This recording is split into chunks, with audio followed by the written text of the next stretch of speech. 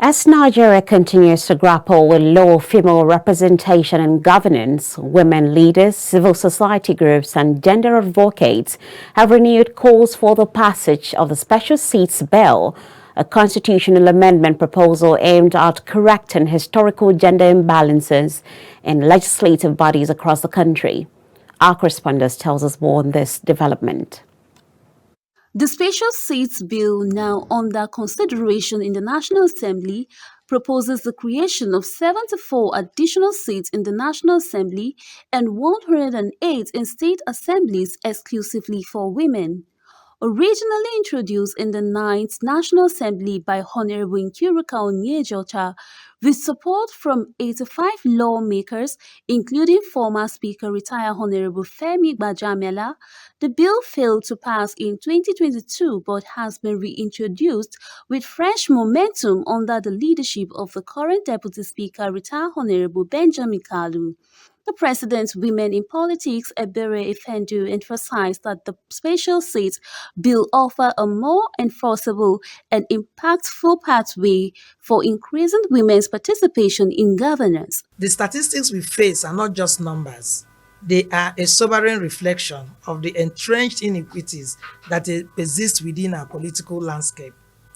Currently, women occupy only 19 of the total 469 seats in the National Assembly, 4 in the Senate, and 15 in the House of Representatives, resulting in a mere 4.05% of legislative representation in Nigeria. This stark reality places our nation significantly below the global average of 26.5%, illustrating a critical disparity that demands urgent redress.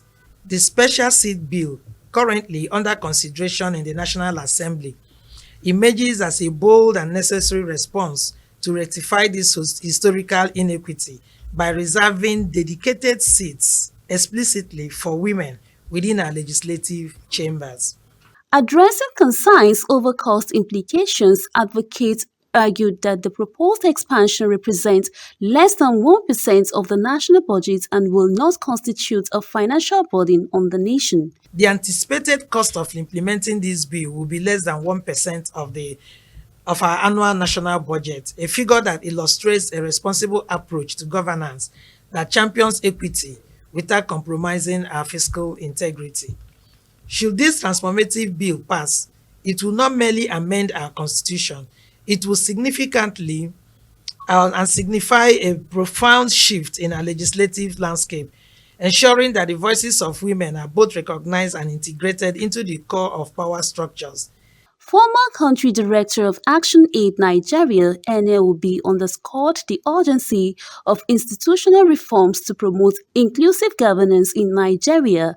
When we talk about bringing in these extra numbers to correct the imbalance of the quality of decisions that is going on at the National Assembly, you are not doing anybody a favor. It's the quality of the society. And that is why even the media, you go to international meetings, they say, where are the women? They can't see them.